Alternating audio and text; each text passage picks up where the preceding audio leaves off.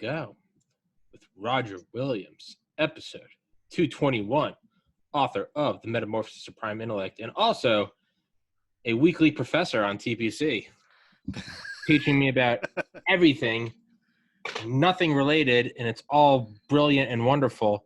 And I realized that last week we talked about the Buran and the Energia, and I forgot to ask if we could do that episode specifically. So you told me yesterday, like, let's do it. And I was like, oh, fuck.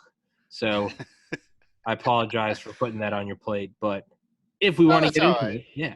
Yeah, I'm less of a space nerd than I am expert in some other things, but I think I can hold my own talking about. I mean, I did live through some of this stuff with the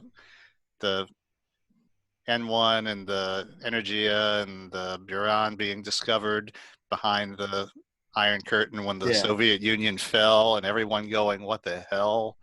Yeah. So it's actually a whole related things. The Buran was like the tail end of a whole thing that started with the moon race on the Soviet side. And of course, all most people in the West know about that is that they lost rather badly. When they did lose, they ordered all of the remnant bits of the project to be destroyed. The Kremlin was embarrassed by the outcome. And one of the things that was left over was a warehouse full of rocket engines that had been built for the N1. And like everything else, I mean, a lot of their technology wasn't known. We knew what they could launch and what they could blow up on the pad and all, because you can't hide that. But we didn't know a lot of details about their technology. Yeah. So it was after the Soviet Union fell and Western investors were nosing around the old Soviet Union looking for stuff to invest in. And a guy literally found an engineer and said, "Psst, I got something to show you." And so he shows this guy a warehouse full of rocket engines that the Kremlin had ordered destroyed, but instead they had just hid them. And the thing about these are the NK-33 engines that had been built for the N1. And of course, a lot of people blamed them for the fact that all of the N1s they tried to fly blew up. Mm-hmm. But that wasn't the real problem. The real problem was that the N1 wasn't a very big engine, and so it needed 30 of them. And that meant that the plumbing was fragile and complicated. And so at least 2 of the 4 that blew up, they blew up because the plumbing failed. They didn't have barge access to their launch site like NASA does in Florida. So they had to assemble the rocket on site. They never were able to fire the entire assembly of 30 engines in the test stand. And so they were finding out about all these weird vibration modes and fragile plumbing and occasionally exploding turbo pumps in flight. And we melted a whole shitload of F1s figuring out how to make them stable, but we did that in test stands. We didn't do it 100,000 feet up with a stack on top of it. Yeah. So it turns out that those engines were the most efficient rocket engines ever built. The Soviets had solved a problem that Western rocket scientists had decided was unsolvable. What's that? Okay, well, a certain amount of the energy that comes from the fuel has to be used to pump the rest of the fuel into the combustion chamber. And the higher the pressure in the combustion chamber, the more efficient the rocket is. Yeah. The F1 engine had a chamber pressure of 80 atmospheres. In the modern RD-180, which is descended from the NK-33, it's like 270. And it takes a lot of energy to do that. So what they do is they siphon off some of the fuel and use it to run a turbo pump, which pumps the rest of the fuel into the combustion chamber. So yeah, see, conceptually, a rocket engine is a real simple thing. It's a chamber with a hole in one side and a nozzle in the other, and you spray fuel in this end and fire comes out the other. Yes. But God is in the details, and once you start figuring out how to do that without blowing up the neighborhood, things get interesting. Yeah. So in all of the, I said tyranny, right? The tyranny of the rocket, isn't that one of them?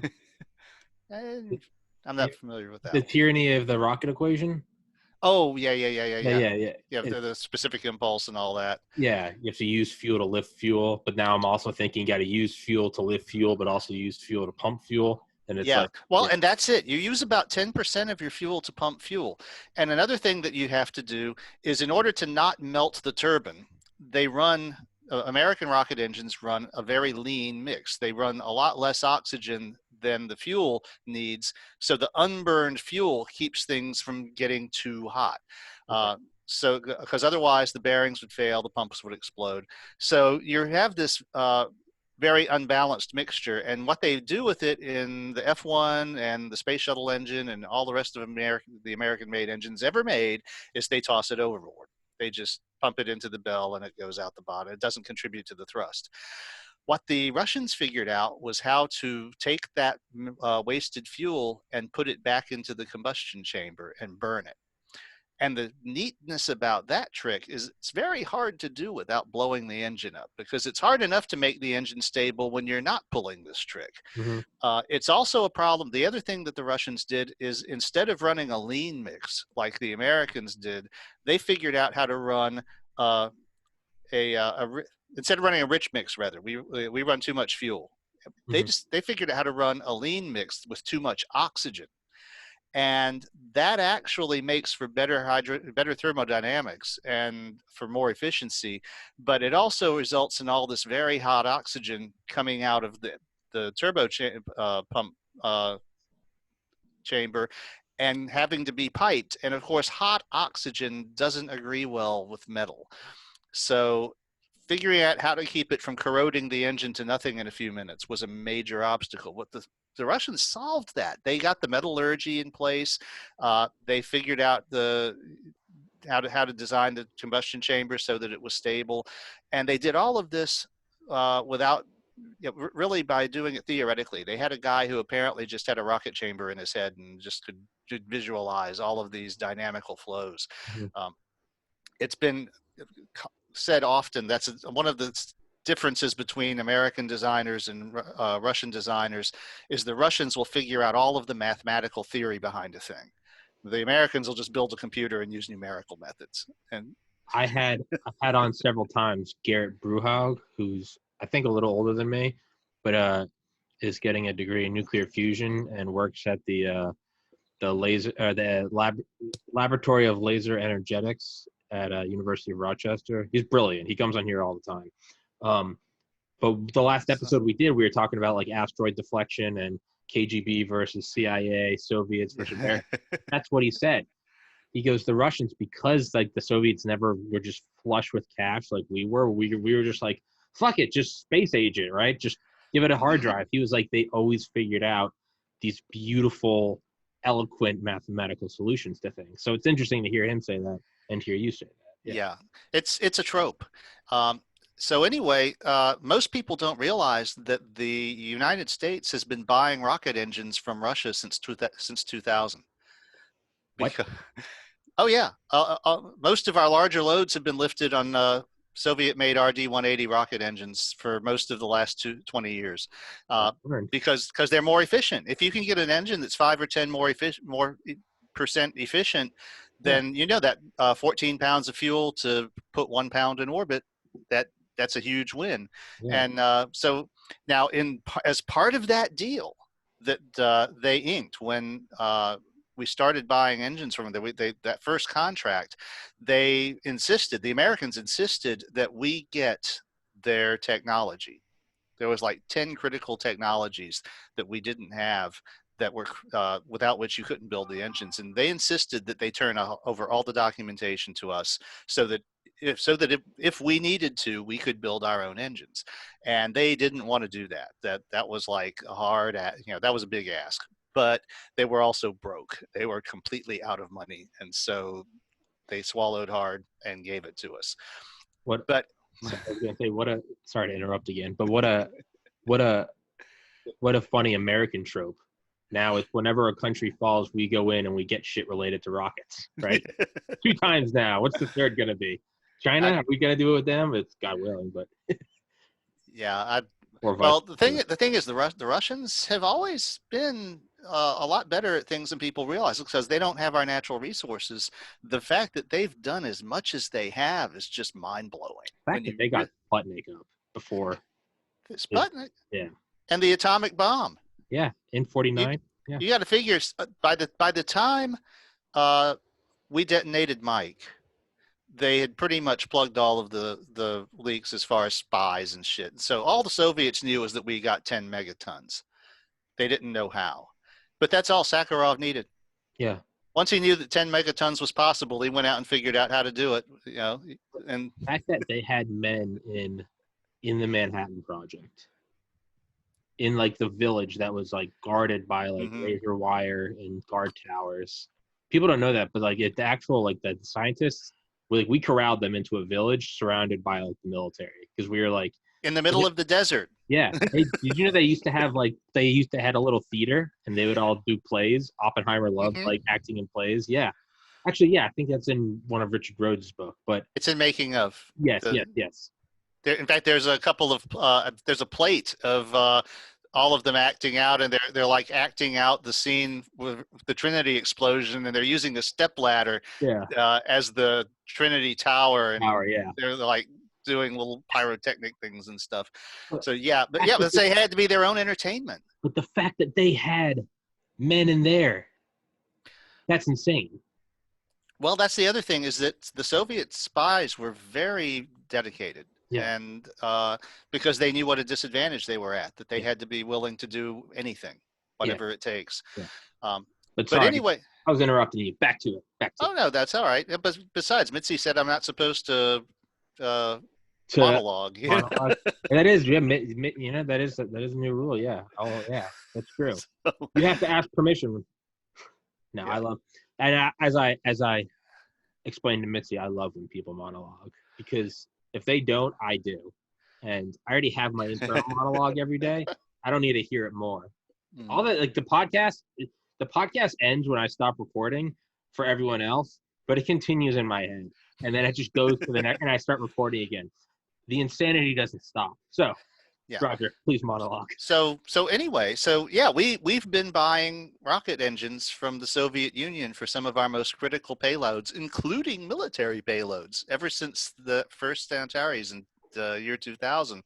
And around 2015, some of our people started to get a little nervous about it because you started to have the mess in Crimea and relations were getting a little cold. And eventually, the Soviet government asked us to stop using their engines to lift military payloads, and so we started looking seriously at alternatives. But we didn't have an engine that could compete. When we launched the shuttle, we told everyone that the shuttle main engine was the most efficient rocket engine that had ever been built.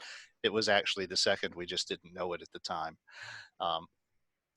So they had one company that took a stab at duplicating them, and their quality control wasn't up to it, and they had an explosion. How the hell did we not have our quality control up to that of Soviet quality control? How did we not? I guess that just means that I have I work in industry. You have no idea. Well, and I guess that's also a slight to the Soviets because clearly they did it. So who am I to here and cast shade at? They did it. Yeah. Well, one of the things is that when they do something, they don't stop doing it and start with a blank piece of paper to do the next thing. They tend to use what they had before as a starting point. I mean, they've been making Soyuz capsules since the 70s. That's their design. They've improved it incrementally, but it's like those people that are building Soyuz capsules know exactly what they got to do. There's no mystery to them. It's like they're the line operators at a Ford plant. Yeah. It's like a fine craft, right? Yeah. It's like So anyway, there's actually a little contest going on right now to see who's going to replace the RD-180. And it really involves replacing the entire first stage booster because so much of, the rockets we're using that fly the RD-180 were designed to fly the RD-180. So you can't just say, well, we're going to bolt a different motor on it. I mean, suppose it uses methane as a fuel instead of kerosene, which is I think both SpaceX and Blue Origin are doing. So as usual, though, my money is on SpaceX. When SpaceX is in it, your money should always be on SpaceX. I I know. mean, Yeah. uh, so the they are actually their Merlin engine. Apparently, I'm kind of fuzzy on the details, but apparently it uses both a fuel-rich and an oxygen-rich stream in different places. So Yeah. somehow that's better when it gets back into the combustion chamber and they recombine them or something. But they're basically saying, well, it's like we're not going to duplicate this thing. We're going to do better. Yeah. And Yeah. yeah, that's. I mean, let's face it, that's the attitude. Did The you know that in the book Space Barons which you would love, by the way, you would love Space Barons by Christian Davenport. You would love it. yeah. It's about Bezos and Musk. But just short aside, early on, like early in the 2000s, when Elon wanted to sort of like make some waves about SpaceX, he did like a publicity stunt. I never knew this, but apparently he put one of the rockets on like a flatbed and just like had it driven into DC and then just like stood around it and like basically like, this is my ride. And everyone was like, who the hell is this guy? And it was a young Elon Musk, like, this is my rocket. It's a rocket. It's gonna be big. We're gonna be the best. And they were like, this is only a piece of a rocket. He's like, it's gonna be like 10 times bigger. They were like, who the fuck is this guy with like as if it's a security threat? And now he's fucking Elon Musk. But Yeah. I'll send you a link to the book Space Barons by Christian Yeah. Davenport. Yeah. Do that. Yeah. Okay. So, Yeah. so anyway, Buran was, obviously their answer to the space shuttle. And they had the advantage of watching us do our shuttle first, but they did several things differently. And most of the people who have been watching it agree at this point that most of the decisions they made were better than the ones we made, which has a lot to do with the fact that they saw us first. It's always easier to watch someone else make the mistakes. So the critical differences, big number one, of course, liquid fuel boosters. None of this solid rocket bullshit. And the funny thing about that is that the shuttle was supposed to have liquid fuel boosters in the original design, but they were supposed to fly home. It's for reuse, but they got budgeted out because Congress wouldn't give them enough money, and so they cheaped out. But the Russians actually built liquid boosters, and that's partly because they used a big dumb booster instead of an external fuel tank and put the motors on the booster instead of on the shuttle. And that has the advantage that when the shuttle gets to orbit, you're not carrying all those thousands of pounds of dead weight that don't do you any good anymore because you're in orbit now. And so they were just like the economics of it say, no, throw the engines away. It's not that important to save the engines when you look at the total economics of a launch. So of course, they hadn't had Elon Musk to come along and say, hold my beer, and not only not take the engines to orbit, but save them and get them back anyway, Fucking landed. So the technology of the 70s and 80s probably wasn't up to that. But yeah, but that's definitely the most elegant solution, so you not only get the engines, you get the whole first stage back, and the orbiter or whatever you put in orbit doesn't have all these heavy engines hanging off the back end. They also built their shuttle to be completely remote controllable from the ground up, and that made it more versatile in a lot of ways. Obviously, the one test flight that they ever did was by remote control. They didn't need to risk a crew to do it. Whereas when we sent the thing up, if half the tiles fell off and it burned up on reentry, we had 2 guys on that thing who were toast. So that fortunately it worked out. Less fortunately, a little later. They also saw the falling off tiles, and they knew not to go that route from the outset. But a lot of the stuff they did was similar. The guy who designed it, I never remember any of these people's names, so you can look it up. The government of the Kremlin gave him the latitude to build whatever he wanted. What they saw was that the shuttle was a military weapon, and they wanted to have a counter to it. They saw it as a tool for putting military payloads in orbit, and they didn't have an answer to it. So that was the things that they needed, something that was an answer to the shuttle. Now, just like us, they also saw that it could be used to put up bits and pieces of space stations and to do service on satellites and stuff like that, which is all cool. But the reason that they funded it before they all fell and ran out of money was so that they would have a counter to this technology the US would have primarily for military purposes. Now, a difference, though, is that the Soviets didn't contemplate throwing away their disposable rocket program. They never saw a future where they wouldn't be making disposable rockets. To them, that was a technology that would continue because it made more sense for a lot of situations. So when their shuttle program got scrapped, it was no big deal. That's one of the reasons they were able to scrap it so easily when there was no more money, was they weren't using it for anything that they desperately needed anyway. Whereas America bought heavily into this fairy tale that the shuttle was a space truck, that it was a general purpose, just like a car or a truck. Well, it was supposed to be like a space car. Then it had to become a space truck because of the military guys needing to lift those payloads. Yeah. Basically, the whole shuttle was designed around keyhole satellites. Yeah. Which are basically Hubble Space Telescopes that point down instead of up. Yeah. Yeah. So it had to be big enough to loft one of those. And that was not really what NASA originally wanted. But they were putting so much money into it that it had to be like the lead thing in the game. I know there were guys at NASA in the early 70s who really favored an approach where there would be a space plane that would mainly be to take the crew to orbit, but that would be roomier and more capable than a capsule like the Apollo capsule. But that would require us to still be making disposable rockets. And there was another faction that was driven by the philosophy that we are going to the future where there will be no disposable rockets. We will reuse these rockets. We'll have 100 launches a year. They found out if they had ever had 100 launches a year, the ozone layer would have completely gone away. But every time they had a launch, it put a big hole in the ozone layer over the launch site.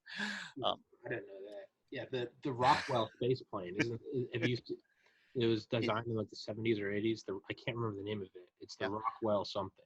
Yeah, well, they got that, and also that cute little lawn dart that the Air Force launches every once in a while. That I forget what the designation is supposed to be. It's supposed to be secret, but it's like everyone can see. It's a XB-37. Yeah, it's a teeny little shuttle on the nose of a rocket. So no, the Rockwell space plane was like far bigger than a 747. They never got off the drawing board, but would have been awesome. Yeah, well, I mean, that was kind of the original idea, was to have a self-supporting way that was more like an airplane to take the crew and to do delicate stuff that had to be handled by human beings and so forth. But it just grew and grew and grew until it had to do everything, and so it doesn't do anything very well. And the Soviets wanted it for that heavy purpose. They wanted a counter to the shuttle for the military apps, but they never saw it as completely replacing their rocket, the rest of their rocket program. So in some ways, that was why they didn't care so much about saving the engines. They didn't contemplate this fantasy of doing 100 launches a year. They wanted it for that launch that they couldn't do to match something that we were doing. And it also had the advantage that they could just ditch the orbiter entirely and put something else on the Energia stack, like a component of a space station or something in a fairing. They didn't need the human crew. That was the other thing, is if it's a space plane or a space truck, it has to have a driver. Mm-hmm. And so we never really thought about the possibility of just launching it without a crew and controlling it from the ground, even though that's how all of our other rockets worked. We literally didn't want the shuttle to work that way. So the Soviets had a much more versatile type of, their vehicle could do things that the shuttle was literally never designed to do, some of which could have been very useful. Of course, in the late 80s, the country fell. They completely ran out of money, and they started selling us rocket engines and shit, because what else are you going to do? They actually didn't start selling us rocket engines for about 10 years. But I think they sold us the first one around 2000. but there is a story where they showed the guy the warehouse, and they got into some negotiations, and then they were like this. They had the specifications and all, and they're like, "This does what? This is the number because the numbers were better than anything any of our engines put up." Yeah. So they ended up buying 30 of them, and they put one on a test stand out in California, and it met its specifications. So it was like, damn, we need to design a rocket for these things. Yeah. But you said they did eventually give up the designs. Well, they gave up the designs and the stuff, but one of the things about it is that the factory where they're made has its own its own forge, its own metallurgy. It does they start with raw materials, make their own metal, their own alloys, and it's all like in one building. And they start from first principles all over the place, and then rocket engines come out the other end. So duplicating this facility, it's not just like building a normal plant like like Michoud over in East New Orleans or something. This is a place that uh, they're doing like the whole thing from soup to nuts, and it's all together. That's one of the reasons their quality control didn't have they weren't like accepting products from someone else that said that they were meeting the specification, but maybe they were, maybe they weren't. So you've got, they knew where this metal came from. It came from down the hallway down there. Yeah. So they showed up with train cars of ore and then rocket engines pumped out. That's pretty much it. The original 3D printer. Yeah. Magic comes out. So that was one of the reasons that we never really duplicated their works, was because it would have cost a shitload of money. And it's like, that's one of those things where if you look at the economics, they wanted to know that they could if they needed to. So they insisted on getting the technology, but what they got was the specifications and the recipes and everything. But we never actually built the whole thing because it was just cheaper and easier to pay the guys who were already tooled up and knew what they were doing to do their shit, rather than figuring out how to do it ourselves and putting something that complex together. Especially when you're looking at it, it's still a 40-year-old technology. So even though it was ahead of everybody else's, and this is the metric by which rocket engine designers measured themselves against ever since 1990 or so. The RD-180. Yeah. This was still the the RD-180 was like the end result. There's like a whole family of engines that use this technology. Sure. But yeah, the basic thing is they started with these engines that were left over from the Russian moon program, and updated them and modified them and scaled them differently and all. But it was basically using that technology. But again, the people who originally had done it in the first place were in the best position to do it again. So we never really tooled up to do it ourselves the same way, because we had access to the guys who already knew what they were doing and had everything in place. That only became an issue about 5 years ago, when stuff, things started to deteriorate between us and the Russians. So now they're like, oh shit, we got to do something. And like I said, it might be Blue Origin, but my money is always on SpaceX. Yeah. Blue Origin. I'm not even gonna go into it. You got to read. You have to read Space Barons. We need to do a whole episode on that. Yeah. Well, I need to get a copy of the book then. So. Yeah, you do. I'll email. I think I might be able to send you a copy because I've bought it and listened to it. I think I can give you a copy. It's on for Audible at least. I can't. Okay. I don't know how to read. So it's but on Audible at least. Well, I have a 45-minute each way commute, so that works out. Okay, yeah, then dude, it is. I listen to a lot of audiobooks, dude. It's premium. It's solid.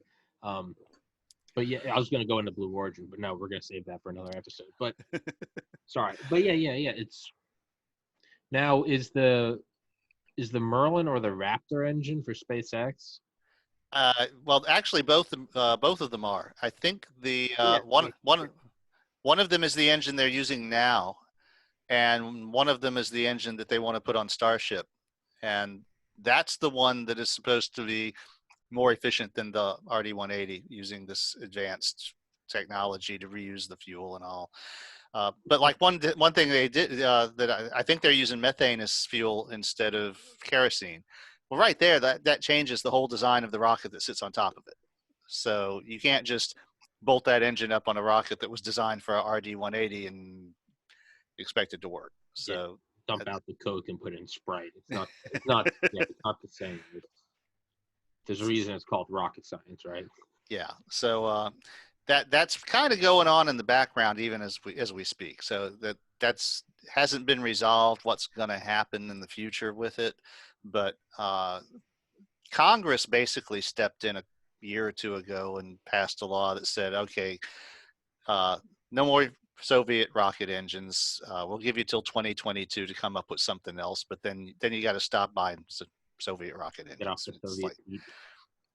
Yeah, so that's one of the reasons these programs are going on, is Congress basically told them enough is enough, and I'm sure there was a certain degree of political embarrassment over it too when it was discovered. Not only that, man, you got to think of the you got to think of like constituent districts and shit. If we're buying these, we're not producing defense contractor X in my home state, right? Right.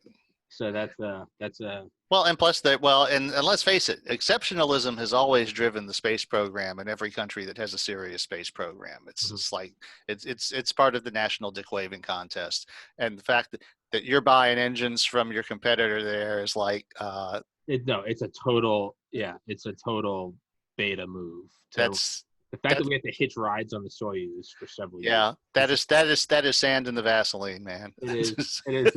I love the meme that was like, it was like 1969 to when was the space shuttle retired? uh, oh 2012, 2011. yeah, somewhere in that area. We'll call it 2010, whatever. It's 1969 to 2010. It's space flight, like USA from 2010 to summer 2020, and it shows it's 1969 to 2010 Yeah. Americans. Space flight is USA. Americans 2010 to summer 2020. Guys, there are no borders in space. We're one people. We're all going to orbit. Let's drop the nationalism. And then it's the date that we launched the guys from SpaceX, and it's all about cooperation. And get fucked, USA, USA. Hold it. We still need the Soyuz. All right, this is a group effort. It's a group effort. American rockets from American soil.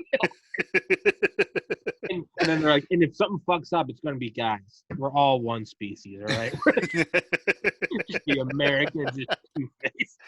That says a lot, don't it? Well, you're right, but it's exceptionalism, and I mean, hell, on some cases we see where it's not so good, but I think there is healthy ego. I do think that there's healthy ego, like competition, and I think, to an extent, when the dick waving turns into ICBM waving, that's a problem. But when it's just, if we can keep it in just space race, I think everyone benefits. Like, I think the best thing that could happen would be for the Soviets or the CCP to come out with their own space force. I think that's the best thing that could happen. Well, there's some question as to whether the engine works that makes the RD-180 is going to survive, because they've made 90% of their money selling engines to the West. And if that comes to an end, then because Russia is still mostly capitalist now, so there's no more government supporting the means of production. They got to make money, or they shutter the place. And it's all to China, maybe. Well, China is more interested in having their own capability. If you look at them, they're not as worried about being number two as they are about being shut out of the game. It's why they never participated. They worked very hard to get a few ICBMs, but then they only built a few of them. Yeah. They built enough to seriously ruin your day if you ruin theirs, but they didn't blow their economy going to all this excess like both the U.S. and Russia did. Which is a brilliant move. Yeah, I mean, you got to give it to the Chinese. They've been doing They're this. tacticians. Yeah, so yeah, that's is the Russians are your theoreticians with the elegant math. The Chinese are your tacticians who know better than to interrupt you when you're making a mistake and Mhm. stuff like that. And we're the guys who go in with our broadswords. Yeah, we're yeah, you're right, and it's yeah, we go in screaming with red, white, and blue smoke flares hanging out of our ass, shooting off. We're just mag dumping into the sky, screaming for better or worse. But yeah, well, the reason I brought up China wasn't just as my normal white American China I guess used as a scapegoat for everything that goes wrong. But so much is that because it got me thinking what you said, mostly capitalist in Russia now, Mm-hmm. right? The Antonov Design Bureau. Antonov he was one of the premier, if not the premier, aircraft designer in Soviet Union. Had his own office, had his own like vacation home. Was very much catered to by the government because he was so good at what he did. And they created the Antonov 225, which carried the Buran, Mm-hmm. which I didn't even think about as like a corollary, but that's not even what I was getting to. It was just the 225, that 6-engine monster.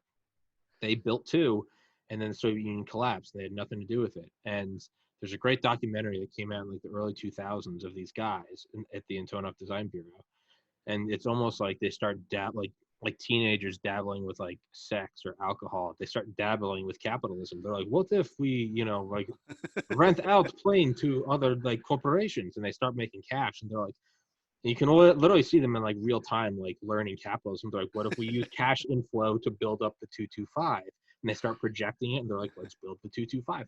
And they built it, and the 225 has been taking orders around the clock for the last like decade and a half. Mm-hmm. China is now ordering, I think, 10. Because there's only one in the world. But the thing is, I'm getting to is the fall of the Soviets, less government care, and the Antonov. That's a very real world example that's happening right now. The Chinese Mm-hmm. military, the CCP, is ordering a fleet of these. So maybe the same thing happens with rocket engines. Yeah. I mean, SpaceX is definitely uh, working on doing that on our end. Of course, they started out.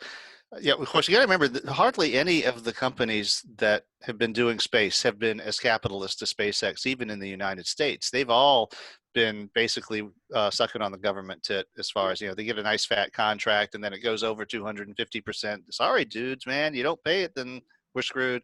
Yeah. Uh, but so no, SpaceX is like, no, we're going to make money. We're going to make money honestly. We're going to give you a better product for a lower price, and it's not going to blow up as much. Yeah. Yeah. And it's And but again, the Chinese have, now they're starting to flex their muscles in space more. Uh, they're doing their moon mission, their little space station. Uh, but it's hard to tell how much of that is for our consumption and how much of it is just to keep the leaders uh, happy. I mean, it's because they're very tight about their thing. I don't think they signed the Outer Space Treaty, so they're perfectly free to land on the moon and plant a flag there. mm-hmm. And only more seriously than we did. Um, but they were not interested for a long time in manned space exploration because they probably saw it as a dick waving contest and it was better to watch us waste our money on it. But now they're getting interested. But again, they're not doing the extravagance. It's more like they see that there are commercial applications, there are industrial applications for zero gravity, and the competition has kind of bowed out. So it's an opportunity for them to, but they wouldn't be doing it if they didn't see practical applications as well as the flag waving, because if you look at it, even though they've done stuff they've never done before, they haven't really been as loud about it as either the US or the Soviets were when we accomplished something big.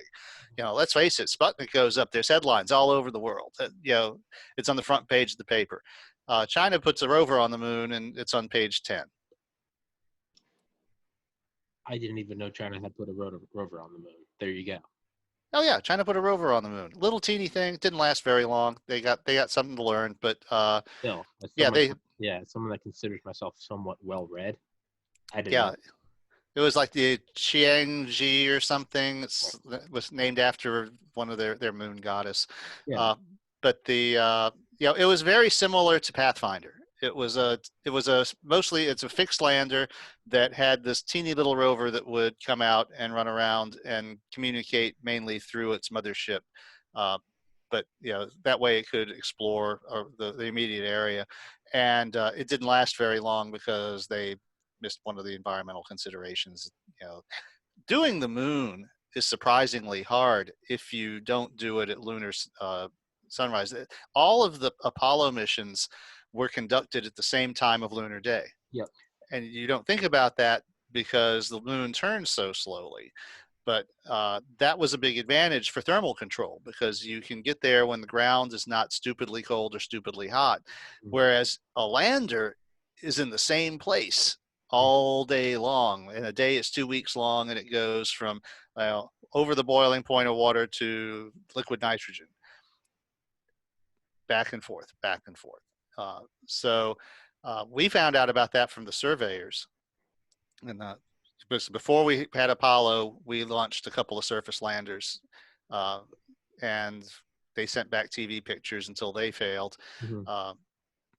That's how we had some idea what the landscape looked like. Because you remember in those days, it was widely conjectured that the moon dust would be so soft you would sink into it. Yeah. Things like that. Powder. So we at least knew that it wasn't going to be like that. We had surface landed a couple of things, and in fact, one of the things Apollo 12 did was they executed a precision landing and got close enough to one of the surveyors to walk to it and salvage parts to bring back to see how the lunar environment had affected them. That's insane. Yeah. So That's insane. yeah,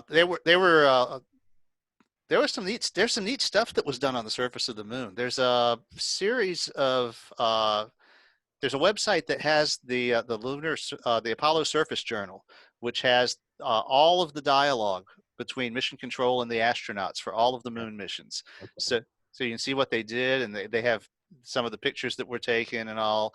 And so yeah, I was like, I hadn't realized until a couple of years ago that happened. But one of the problems with though was Apollo 12 brought a color camera.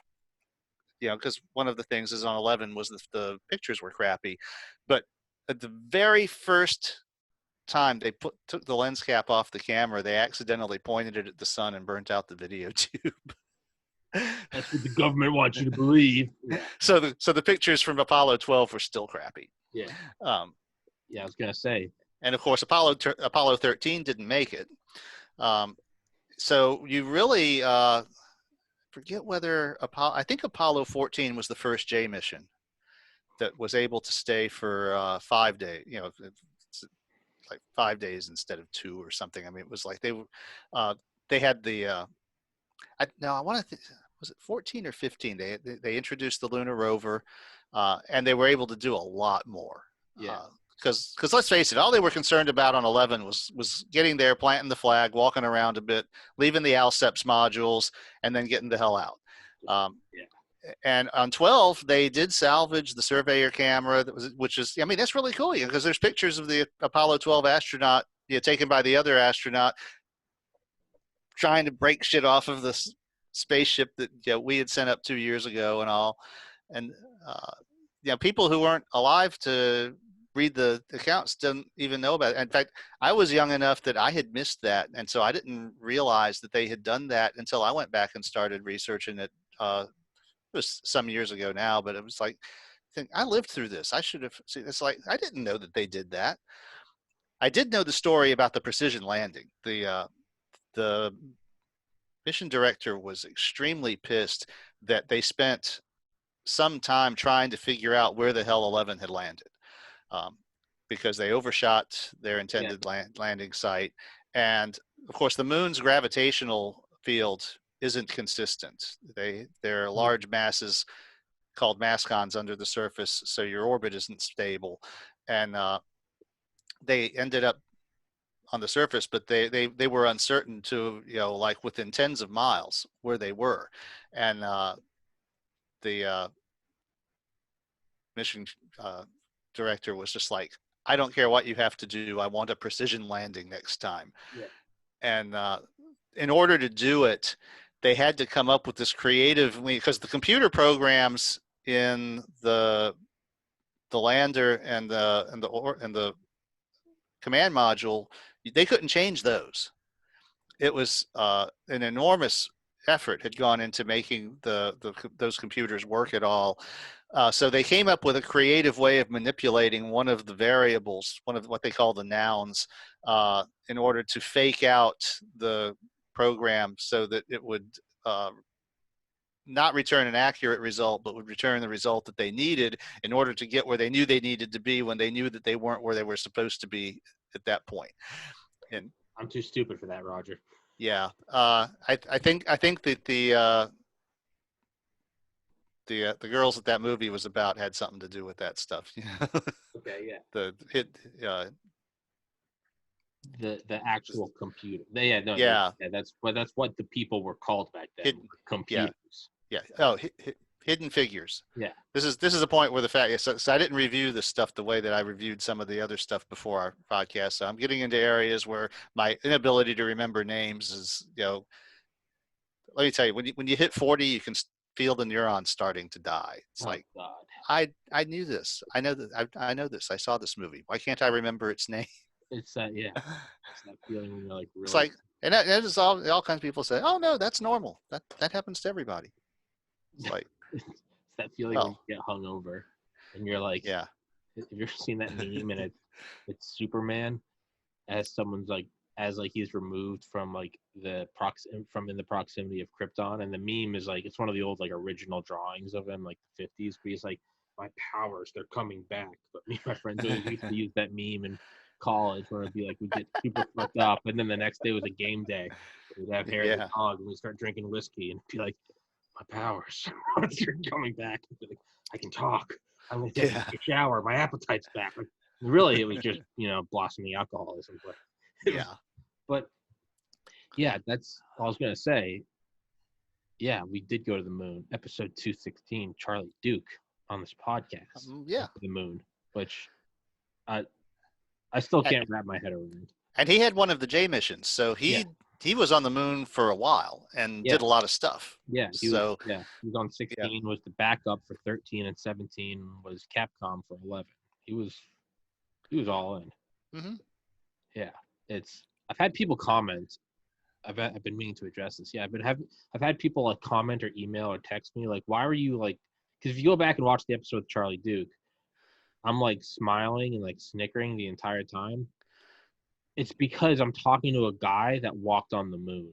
Yeah, I just can't help. I'm giddy. I'm just like, doesn't matter what you say. I'm like, just like, I'm like this guy walked on the moon. So yeah, for anyone, it's like this is one of my heroes who did something that I dream of, and he's giving me the time of day. And no, right? He's talking to me. He said Tommy, and I'm like, holy shit, you're alive. You're not deep. You're not. He's one of 12. Almost 4 times as many men have been the president. Almost 23 times as many men have been the Pope. Right? Yeah. Yeah. And it's probably going to stay that way for a while. I mean, actually, it's starting to look iffy whether how long of a period there'll be where none of them are alive, and there won't be anyone alive who walked on the moon anymore. True. There's only 4 right now: Harrison Schmitt, David Scott. Is it David Scott or Eric Scott? Charlie Duke and Buzz Aldrin. Yeah, and they're all way up there. And yeah. I mean, Buzz is like 90 something. Mr. Duke is, I believe, 87. Yeah, it's nuts. I mean, you wouldn't know it. You wouldn't know it talking to Charlie Duke.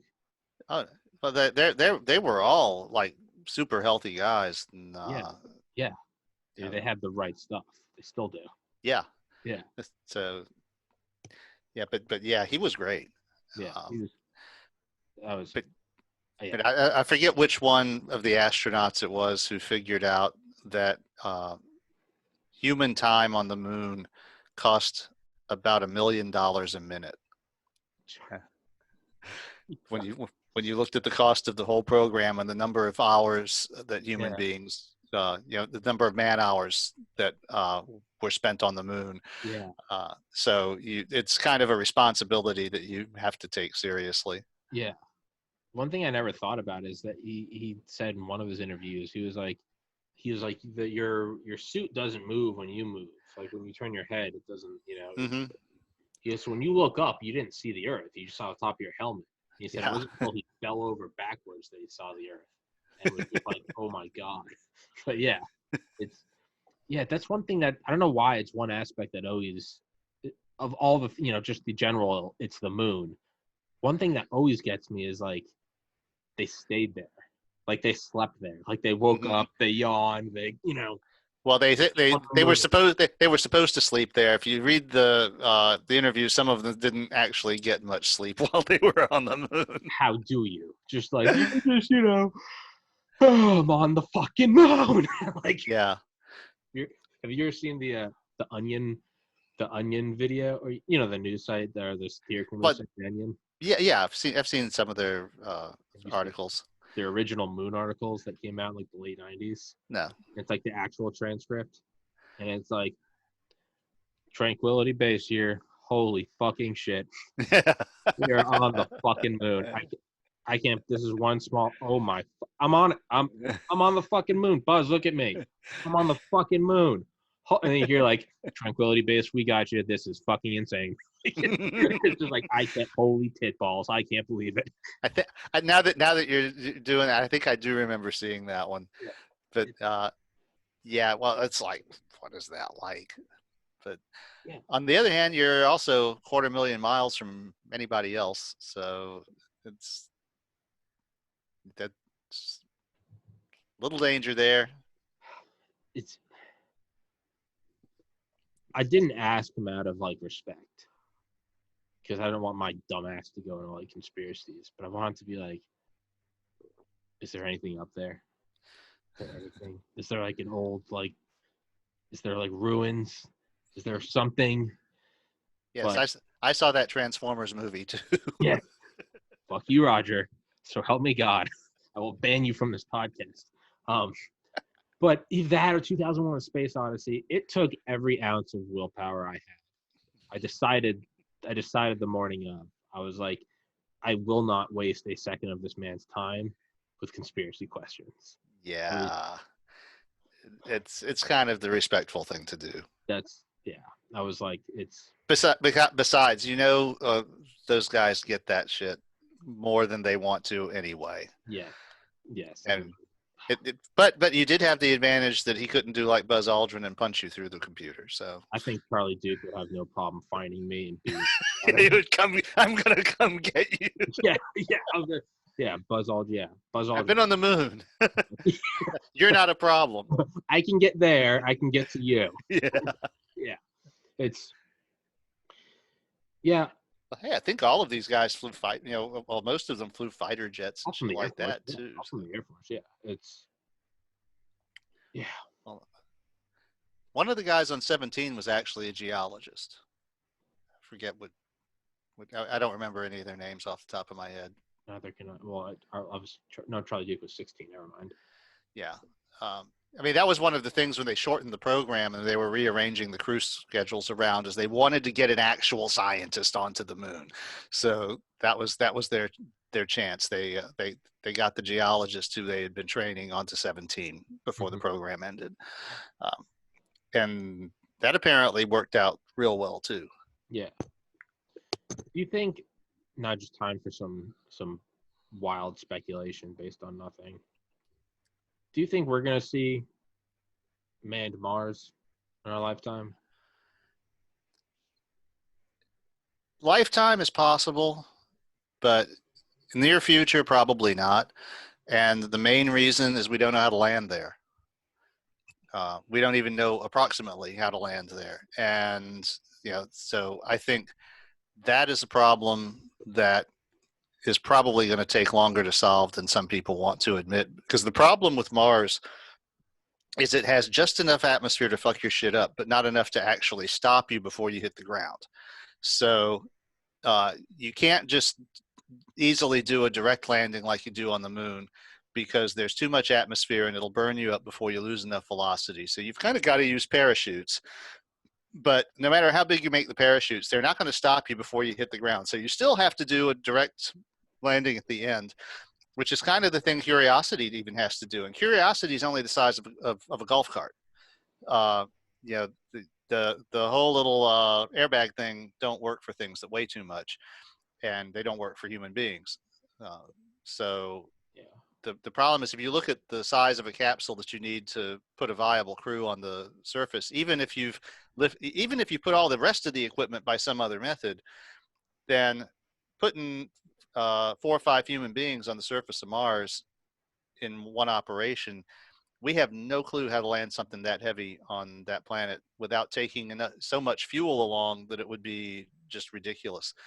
I think the way that the theoretical thing was done in The Martian is that the high thrust fuel was shipped there in the high impulse low thrust ship. So the big ship, they only had one of it, and it did the shuttle service back and forth. But while it was in the vicinity of Earth, they would ship fuel up to it that for the higher thrust engines that could be used to drop to the surface and reascend. Now, I know a part of Musk's plan is to make fuel for the ascent using sunlight and raw materials and whatever. Which is time consuming. But if you land your ascent stage early on and let it sit on the surface for a few years making fuel, then you may have your base materials there and fuel to get back to the high impulse, low thrust ship that can take you home. But all of this is, I mean, you think about how long it took us to build the ISS, and the ISS would not be adequate for a ship to take you to Mars. It wouldn't. No, because they well, trying to do it without some, at least some artificial gravity section or simulated gravity apparatus to exercise in. You're not talking about the longest anyone has stayed on the ISS now is what, in the vicinity of a year. Mm-hmm. About. And a practical Mars mission is going to take a minimum of 2, and it can't be resupplied. So if you look at that, and the frequency with which things break means that you have to have parts because you can't be resupplied. You can't call home and say, oh, the duplimeter broke, we need another one, and we'll put that on the next SpaceX capsule, because it isn't going to be a next SpaceX capsule till you get home. Yeah. So it's a completely different thing. So when you look at the effort it took us to build the ISS, and look at the ship in The Martian, which I think is a realistic depiction of something that could actually work. Mm-hmm. Of course, that's the guy is good at who wrote it, but I don't think we're going to be in a position to build something like that within the next 10 years. God damn it. And without something like that, it's kind of hard to imagine any kind of humans on Mars scenario.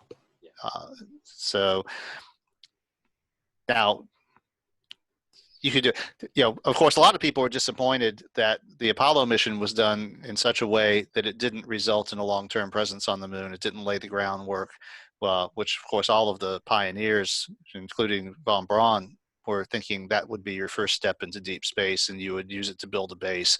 And instead, we did this lunar orbit rendezvous thing where you basically take the rocket apart as you're going and coming back until you basically land on a skateboard. And just stripping as you go. Yeah, and that was what made the mission possible in the time frame that it was done in, though. If they had taken, von Braun's approach was that you would land a team of 30 or 40 people and have several ships, some that would just be the supplies that they would use to build a base and everything. And well, I mean, that would have been better for the long term, but it wouldn't have happened in the time frame that it did, and the money to do it didn't exist. I don't think there was that much political will into the concept of beating the Russians to the moon. Yeah. Uh, so instead of sending a proper, well, basically, instead of mounting a colonization attempt, we mounted a cursory exploration. Yeah. So this wasn't the Mayflower. This was Lewis and Clark. This wasn't. Yeah, this was the showpiece. This was get there with the flag, get the picture. Yeah. Well, and also the exploration. We learned a lot more than people realize from the lunar missions, and we didn't learn a lot of it until the data that were collected were analyzed with more modern instruments and computers and detectors for the rock samples and all. But without the Apollo missions, we probably would not know that, as we are pretty sure now, that the moon was created in a giant collision. Mm-hmm. By a Mars-sized body with the proto-Earth that knocked all this material into orbit, which coalesced to form the moon. But because we went there and because we collected enough samples, and also things like the orbital gravity signature and stuff, we really didn't know anything about the place before we visited, and we suddenly knew quite a bit more. I remember one of the astronauts who was not one of the ones who stayed on the moon. He was one of the ones who stayed in the capsule in orbit. Yeah. And they had an instrument that was doing a radar survey or something. But he noticed there was several instruments collecting different readings, and they were printing. Of course, everything at that time was printing on graph, the little rolling graphs, right? And he saw that these two instruments were drawing the same curve, as they were measuring completely different things. Okay. And I forget the details of it, but he said in that moment he knew the moon had once been molten. Okay. Because that was the only way to explain that these two completely different physical properties were arcing slave to were gang to one another. Yeah. So there's a lot. People don't realize how much we learned about going to space, doing material science, the computers and electronics, as well as little details like where the moon came from. I mean, I think it is worth knowing things like that. Yeah. When I was a kid, I had a book about the solar system, and it was all artists' impressions. That was all there was. No human-built machine had ever been to the surface of another planet. Fuck. Yeah. And of course, with Apollo, we sent the surveyors. The Russians sent a rover. In fact, I think they sent a couple of rovers, which were pretty successful. They had their guys who normally design tanks for warfare design their lunar rovers. That's the Russians. But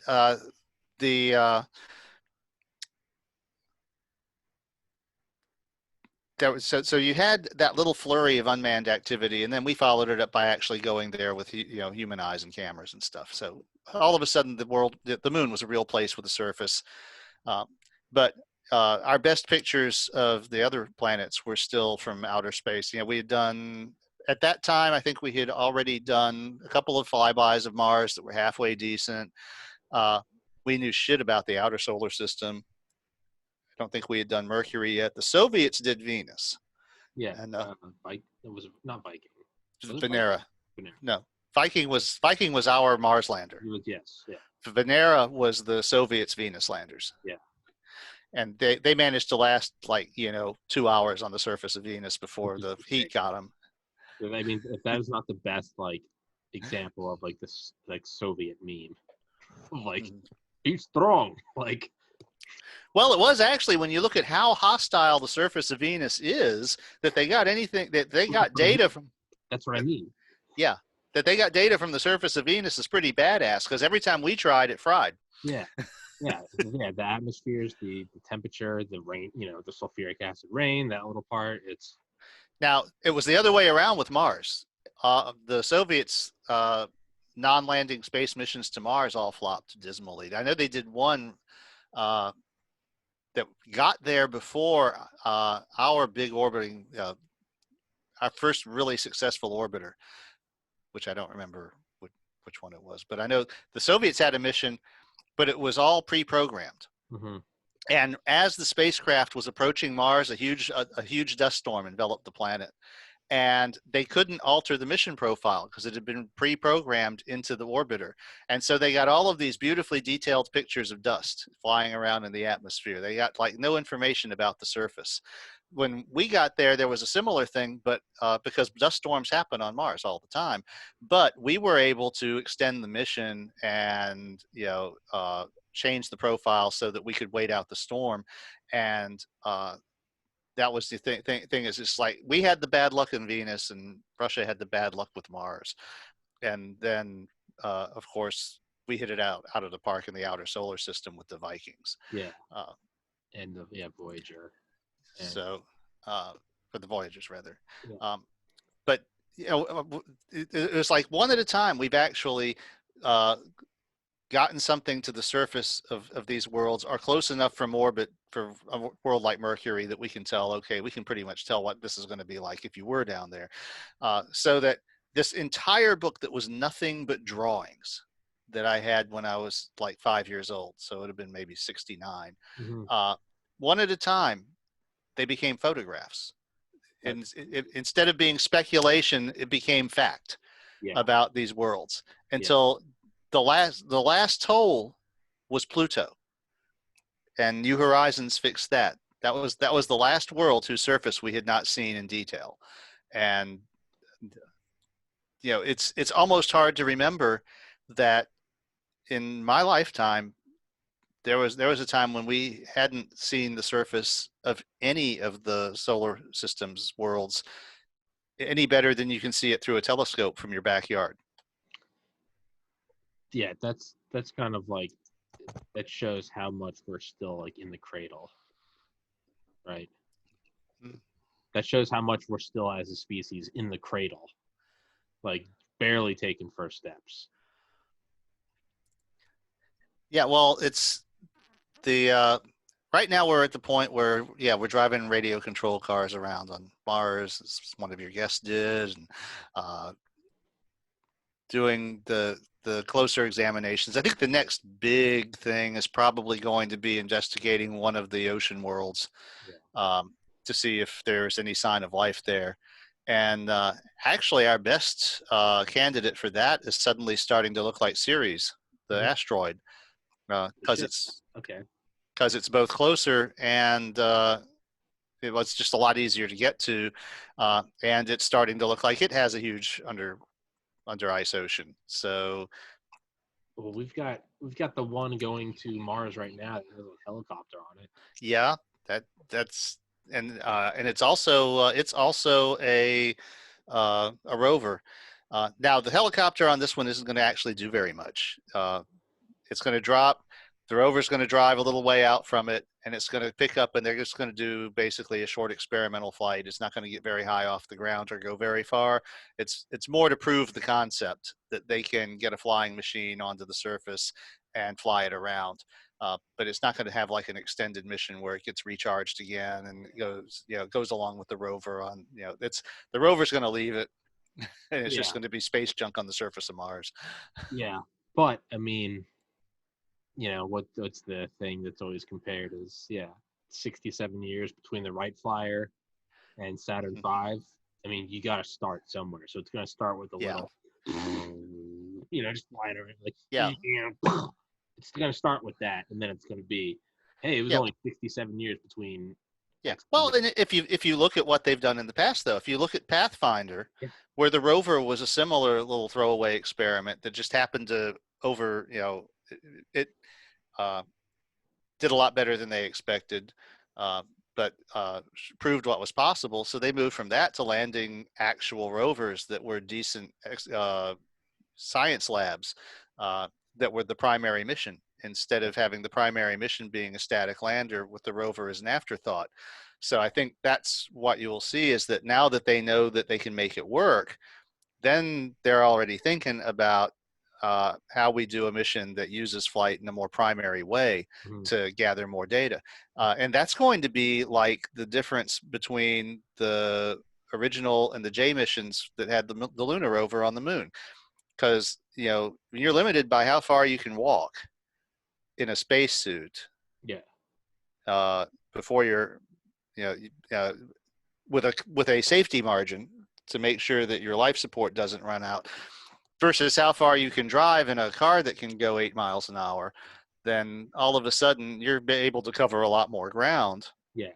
And by careful selection of their destinations on the moon, they were able to get a really wide amount of geological data. Sorry, hold on. Moving a hard drive. Yeah. 1 second. I want to show you something. You cool if we wrap this one up in like 5 minutes? Sure, whatever you want. Hold on. I got this in the got this one in the mail.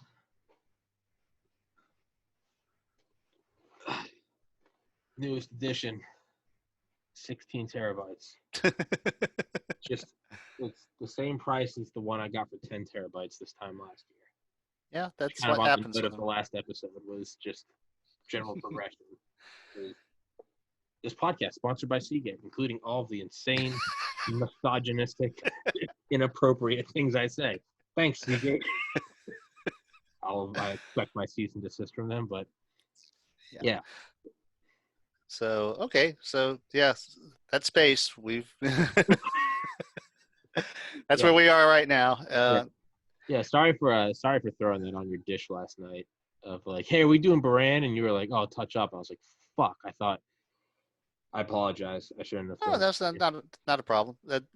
It's I mean, I got the Wikipedia too, so I can, I mean, it's mainly reminding myself the names of things, because I do know a lot of this stuff off the top of my head, but what I don't know is people's names. I've always had a mental block about that. So it's like the names of the programs, the names of the engines and all. So I just went back and was like, oh yeah, that was what that was called. Yeah. So, and it's easy for me to find because I do know what I'm looking for. Yeah. So yeah, it wasn't a big deal at all. You said you wanted to talk about Buran, so I was like, okay, yeah, I can go back and refamiliarize. But you can see when I get off the reservation and like that movie that I saw, it's like that I saw like 6 months ago, Yeah. and won however many Academy Awards and all that. But it's but I can program a computer, man. So. Yeah. Well, yeah. I mean, well, also more than anything, I always appreciate your episodes, dude, because it's a free. I mean, I get like a 60-minute documentary every week, and it's interactive. I get to ask questions, and it's like I appreciate it. I legitimately do. I legitimately fucking look forward to our meetings every week. I just get a science lesson. Well, it's fun for me too, because sometimes you lose perspective on just how much you've experienced and gone through, and so it's kind of fun for me to go back and review, and it's like, damn, I remember doing that. The thing about the insane amount of knowledge you do. Yeah. Well, I've had a very interesting job, as well as some people thinking I'm pretty talented. My connection with our space shuttle is when I was 17. I have something in common with Alexandria Ocasio-Cortez. I won a major prize at the International Science Fair. Really? Yeah. So, she did too.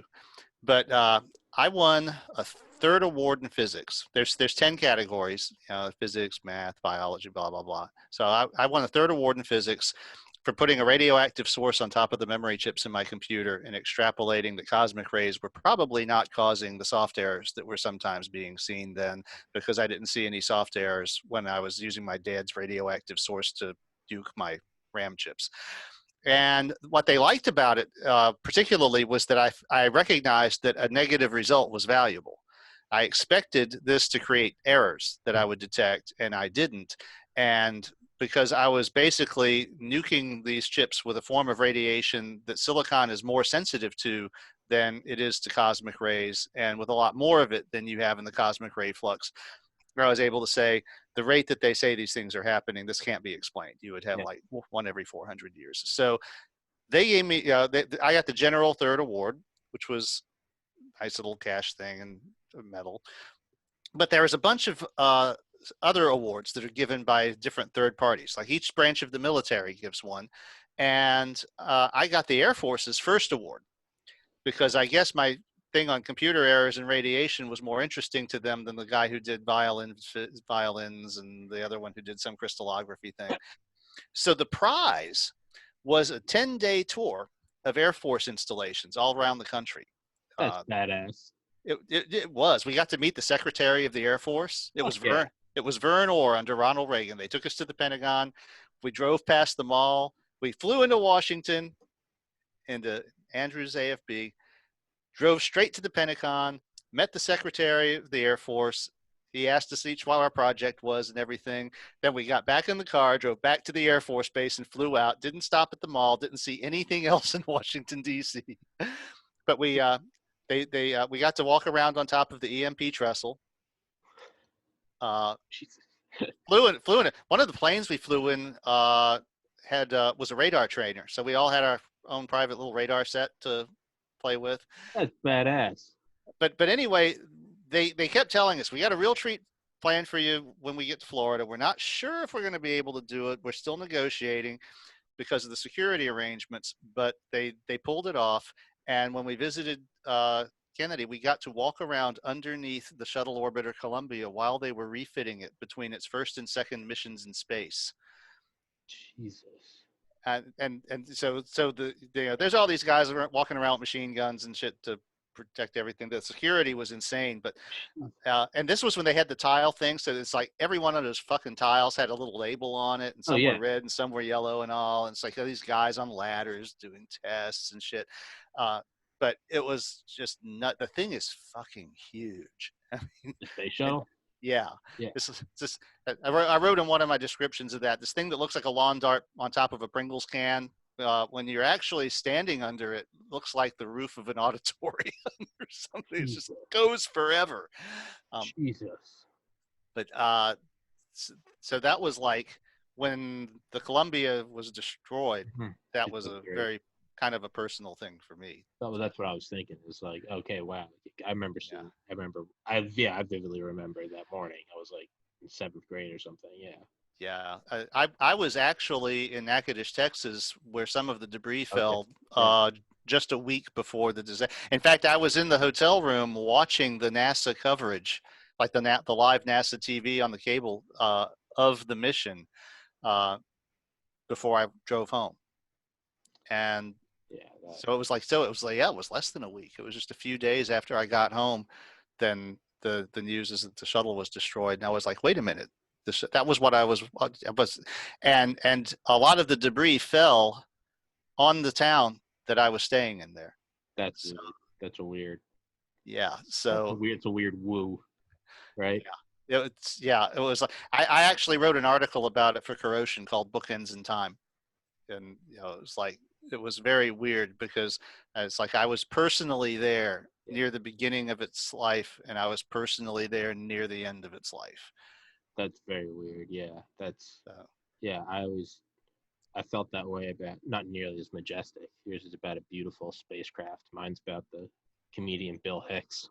But I discovered him in his probably most famous quote, right? Today, a young man on this would realize that we're all one. That whole thing. Yeah. Mm-hmm. I discovered that while at school in Valdosta, Georgia, and I was like, "This is brilliant," and found out William Hicks, born in Valdosta, Georgia. I was like, oh my God, that's awesome. I need to go see this comedian, not knowing that he had been dead for 17 years at that point. And I was like, oh fuck. But he died near where I lived in Arkansas when I was little. Wow. I was like, that's a little weird, but maybe that's just me trying to associate my own mediocrity with someone who's brilliant. I was like, technically we're the same, right? I visited two similar. He was regarded as top 3 comics of all time. I mean, we're the same, right? Smudge the map. I am Bill Hicks. Let's just call it what it is. I'm Bill Hicks. I'm better than Bill Hicks. Let's just, let's. But yeah, it's Don't know about better, but no, I'm not even. No, don't even. Yeah, no, I'm not even. No, goddamn, Bill Hicks is Bill. I had the unfortunate unpopular position of I supported the war, but it was against the troops. Only fucking Bill Hicks can say that. Yeah. They George Bush and the boys were going wild in Desert Storm. Like, pull it up, Donnie. What's that? Weapon D4. What's that do? Says it destroys everything but the fillings in their teeth. Let it off. Cool. What's next? B-15. What's that one do? Those boys were in hog heaven. Yeah, he's got some great Desert Storm bits. He's like, a war is between two enemies. Not 800 casualties, 800,000 versus 59. Because that means we could have sent 60. And there'd be one guy coming back going, whoa! It's like, you got to remember, this is like in like 94. Like, he's doing this. And it's like, only he could pull it off, right? Yeah, you've got a few comedians like that whose chick would anybody else would be dead if they tried it. I mean, Rodney Dangerfield's whole respect thing. No one else could pull that off. Yeah. What about Sam Kinison? Yeah. For $1, you could feed these kids. Well, why don't you just move them? Why do you live there? Why do you live in the fucking desert? He goes, how about instead of giving them money for a sandwich, because then they're going to stay there. It's going to be like animals that they tell you not to feed. How about we put all our money, we get a long convoy of UN U-Hauls, we'll do one trip. We go out there, get your shit, get your favorite rock or piece of sand or whatever the fuck you have, bring them to LA, and it's over. For $1 a day, you could give these kids a sandwich. And he's like, the director's like, don't give him the sandwich yet. We got to get the shot. Get the hunger in his eyes. You don't get it right now. Holy fuck. He goes, good. You're going to stay out there in the desert. You deserve this. And it's like, holy fuck. Yeah. Well, I mean, things like that work because there's a kernel of truth in them too. So that's how they work That's Eminem. That's what Eminem said, back when he was becoming Marshall Mathers. Because he was like, you can't just make lyrics just to offend. Because anyone could say, fuck, cunt, asshole, whatever, burning crucifix. Anyone can say the buzzwords. He's like, you gotta say something that someone deep down goes, I don't like that. Yeah, you got to have meaning behind them. You got to prick it somewhere. Yeah, it's and I was two more quick ones of just pirating people's material. That's not mine. Sam Kinison. Sorry I'm late, everybody. Thanks for coming out to the show, but I'm sorry I'm late. I spent 15 minutes at 7-Eleven trying to buy cigarettes, going, Marlboro, Smoky. He goes, this motherfucker from Vietnam couldn't speak English. And he goes, I should have killed you in Da Nang when I had the chance.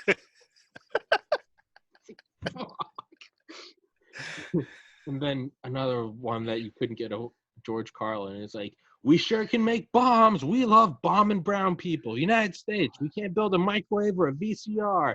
But if you have brown people, you better tell them to watch out because we're going to bomb them.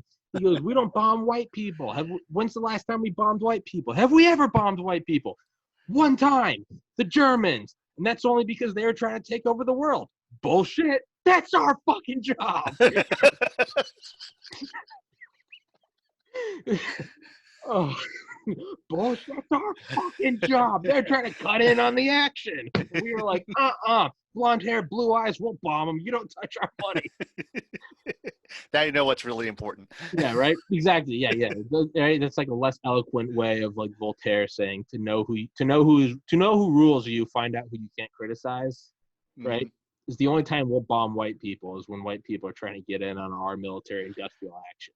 Trying to take over the world. Bullshit. That's our fucking job. But before I just keep going, shamelessly tearing off other people's material and repackaging it as my own podcast, let's wrap this bitch up. Not Robert. God, Jesus Christ, I need some sleep. Roger. If I had a nickel for every time someone has done that, I could have retired. Really? I found a nickel at work the other day, 1940. That's not relevant. I have not slept well the last 2 nights. What's in your Rolodex of your mind? What's our episode next week? You don't have to answer. I don't know why I'm putting you on the spot. I don't know. It's your show, man. So what interests you? No, what I'm interested in, I love when people are passionate about stuff. Like I had on my buddy from work, Forrest, with the Magic the Gathering. I had on Vinny talk about wines. Yeah.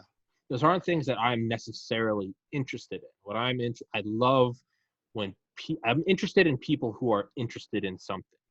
It's their interest that kind of ignites me. You and I just so happen to, our Venn diagram overlaps a little more because we have a lot of the same interests. But in general, what I like is I just like the passion, regardless of what it is. Yeah. Well, how about the scale of the universe? How we learned how big the universe is? Fucking done. Let's do it. Let's do it. Because we only learned a lot of that in the recent past too. So there's been a lot of stuff that has been discovered in the last decade or so that Really? is sharp. I mean, we've gone from, we think it's between 10 and 20 billion light years to the Hubble limit to 13.6 billion, and we know a lot more about stuff that's out there. And we've seen, the ways, certain particular observations have verified certain key assumptions that used to just be, well, we think this is about, and now we can say, well, we know. So, all right, no need to like get into the big preview. Then we'll do cosmology. Fuck yes. I love it. I love it. I get it. Regardless of the podcast, even if the podcast didn't exist, I would just lie to you and I would just keep doing weekly. I get a free 90-minute lesson. Even though you're not sending me the links anymore, I still know where to find your podcast. So I know whether you're putting my episodes up. Well, I stopped sending you the links because I figured you figured it out. I figured after like the second time I did that, at some point you would start to take it as insulting. Like, you go, Roger. Like, you know how to use YouTube. Like, at a certain point, I figured it would be insulting. I know how to put the letters T, P, and C into the search function in the YouTube app. Oh yeah, no, you really gotta find it because it's way too small. They're like Tommy's podcast. They're like, fuck off. No, we got Joe Rogan. We have Kanye. That's it. Nothing in between. But yeah, I'll keep sending you the links, Roger. If that's a shot across. No, that's not. I did figure it out. No, it's war. It's war. I take that as a personal affront, and it's just like Charlie Duke can find me. I'm gonna find you, motherfucker. Yeah, but I'll jujitsu it because then all I have to do is hit forward to send it to my dad instead of having to copy it out of the URL bar and paste it into a new email. Okay. You lazy fuck. That's the limit. Well, have you ever read the Robert Heinlein essay in praise of the lazy man? Heinlein wrote this whole short story length essay in one of his anthologies about how all of human progress is down to the people who are lazy. Well, yeah, that's Bill Gates, right? Hire the laziest man for the job because he'll find the most efficient way to do it. Yeah, well, Gates got that from Heinlein. Yeah. It was considered quite shocking when Heinlein did it, but that's also true of a lot of the things Heinlein wrote. But yeah, he goes through like example after example of some lazy asshole who didn't want to be. It's like one of the first was the original Newcomen steam engines were operated by hand, and so they would hire a boy to sit there and turn the valves to make the cylinder go up and down, to inject the steam, and then when the cylinder gets to the top to spray the water so that the cylinder would go back down. Well, at some point, one of these kids figured out how to hook everything up with a bunch of ropes so that the cylinder would operate the valves himself. Yeah. And then, all of a sudden you start seeing these machines that have automatic linkages. And it's like, who thought of that? It was, the engineers building them didn't care. They hire some kid, but it was one of the kids that figured it out. I mean, I would. Of course, he also put himself out of a job. Yeah, that's the other thing is he didn't lawyer up. That's for growing up then. But yeah, I mean, I think that's a very fair argument because I mean, at the very core, you have to look at why did we go from nomads to agriculture? At the very beginning, it's like, we won't be able to have food every day, but what if we just bust our balls for like 1 year, plant all this shit, and then food just grows out of the fucking ground and we can kick it. And it's just, instead of just constantly every day we're going to hunt. Yeah. Well, put it all right here, build a hut, game over. That could be another topic sometime about how agriculture arose, because that's of interest. In fact, I have a little running thing in the series that I just concluded on Reddit, The Curators. On the third of the four books is from the viewpoint of the curator human agent who has been on Earth for 100,000 years. And each episode starts with a little vignette from his past. So he actually traces his observation of humans. And so that comes from my general understanding of where agriculture came from, where technology came from. So it's like this alien who is effectively immortal, living among humans, observing us. And of course, the whole shtick in that story is that the curators didn't curate us because they thought we were not success material, that we were too violent, and Yeah. we were eventually going to kill each other anyway, and so Yeah. it wasn't worth it. And he's noticing that we keep not killing each other even after we do these crazier and crazier things. and he's like, there's like 6 of them on the earth, and every once in a while they communicate, and they're like, we're trying to tell the guys out in the galaxy that this is a race that is doing some pretty incredible things. And it's like, yeah, they're enslaving their neighbors and shit like that. And they're like, yeah, but they're enslaving their neighbors because we didn't give them an economy of plenty with the nanites, and so the only way they can get this shit is to force their neighbors to help them make it. Yeah, it's like a self-fulfilling prophecy type thing, right? Yeah. And so the ones that are on Earth are seeing that this is like a self-fulfilling prophecy. And that, and of course, the theme of the group that I posted all this in is humanity. Fuck yeah. The stories are supposed to be about human exceptionalism, how great humans are. So I decided that it would be how humans managed to overcome this and do better shit than anybody else was doing, because we had to do it ourselves. And so, in this set of chapters, we're having the recollections of how he observed that, yeah, these guys, on the one hand, they're enslaving all of their neighbors, but on the other hand, they just built this network of roads to get to their neighbors that's unlike anything else in the galaxy. And this was the Romans. Yeah. And they're like, nobody else does this. It's because they don't have to. Okay. And so that's sort of a background trace of that development. But yeah, so it's like when I was writing that, I went back and reviewed a few things. One of the funnier things I did is I had him be Joseph from the Bible. He advises the king who thinks he's enslaved, a scribe who's a slave. Of course, he can just think about it and disappear, so he's not really anybody's slave. But being in this position lets him observe well. And so this is a civilization. It's actually the Mesopotamians. It's not the Hebrews or the Egyptians. But so he's in a situation where they've just developed agriculture and they're burning out the land, and he can see that they're burning out the land, and they just keep expanding. And but they now have a surplus, which they've never had before. And so the young king is asking for his advice on conquering their neighbors and expanding his domain. And he's like, maybe you should build a stockpile of food now that we're able to do that, just in case there's a lean time. Maybe wait 3 years or 5 or even 7 years. And when I was telling that story to my wife, I got to 5 and she said, or 7. And Yeah. it's just like, and so he just caps that off with, and so that was the first time I showed up in the Christian Bible. Yeah. That's actually, can I opt for that episode? And we'll do cosmology after. Because now I'm hooked on that. I'm hooked on that. I love that idea of they're doing shit that no one else, right? It's almost there's almost some like meta, like this is the Soviets with the RD-180. Mm-hmm. Right, because they just can't throw the plenty at it, the metaphorical. Yeah. So it's really, that's what's driven human progress. I've long ago I read a theory.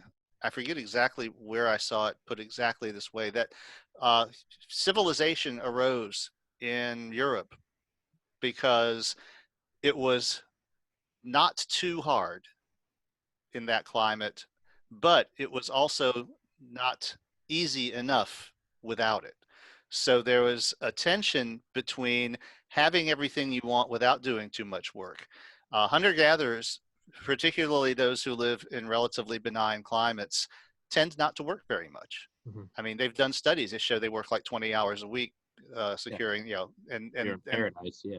Yeah. So why would you do this? So yeah, if you live in Polynesia or Central Africa before we turned it into a desert, then you're not going to do all this complicated shit. But in Europe, you've got a nice fertile season followed by a nasty winter Yeah, every year. it's gonna kill So you if you don't. it pays to develop agricultural techniques and stockpiles and all this stuff, and it's just the right time. But it's not so hard that it just crushes you, because the Eskimos also aren't going to come up with high technology because they simply don't have the resources. It's just too hard. Right. So you've got this place where it was just sort of in the middle, and it was also kind of that way in China, but then there were more social reasons why they rose to a certain level and then didn't go past it because they didn't have to for other reasons. Whereas in Europe, you also had the rivalries, and you didn't turn it into an empire. It was a little too easy for the Chinese to turn it into an empire and then sit back and Yeah. and enjoy that. Isolationism, yeah. In Europe, you also had enemies who wanted what you had. So there's just perfect storm of influences for ingenuity that drove it to ridiculous extremes.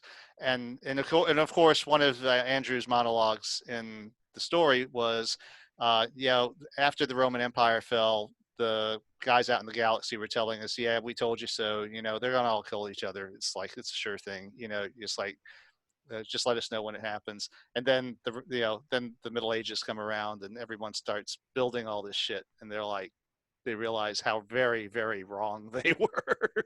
It's kind of like, have you ever seen, we're gonna wrap it up, have you because we're gonna start if this is gonna be next week's episode, we'll jump, but just so I don't forget, because I will forget, I saw something where they took like a microbiological medium, almost like a big petri dish, but it was in like the shape of the United States, and then they put the not there's agar, AGAR, they put AGAR, they put the really good shit where the cities are, and then they put the psychedelic mushrooms, like cubensis. What is it? Yeah, is it cubensis? Cubensis. Yeah, whatever the ones are that make psilocybin. They put the spores in there, and they mapped their own connections to the cities.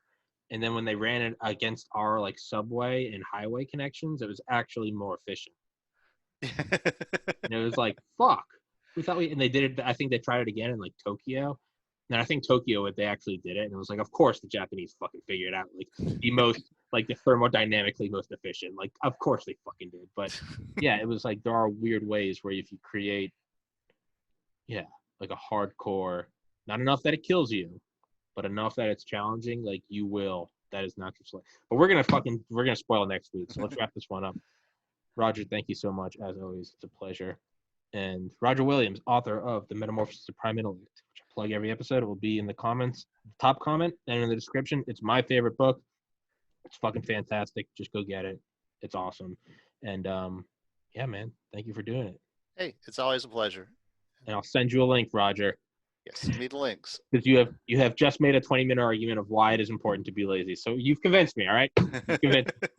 I'll send you the link. Because somehow that's going to lead to our galactic introduction. I hate you. All right, buddy. Stay safe. I'll see you next week. Bye. All right, baby.